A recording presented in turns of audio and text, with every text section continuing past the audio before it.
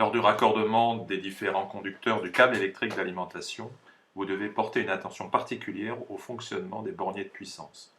En effet, vous devez dans un premier temps dévisser la vis du bornier, puis par un coup sec sur le tournevis, pousser la vis vers le fond afin de libérer à l'arrière l'espace dans lequel vous introduirez le conducteur. Les câbles étant dans la plupart des cas constitués de conducteurs souples, ils ne doivent pas être situés directement sous la vis de serrage. Une platine intermédiaire assure le serrage homogène des conducteurs avec le bornier. Cette parfaite connexion permet d'éviter les contacts électriques défaillants qui produisent à la longue une résistivité, puis un échauffement dû à l'effet Joule, qui, je vous le rappelle, est proportionnel au carré du courant transporté. Ceci peut provoquer la fonte du boîtier de puissance.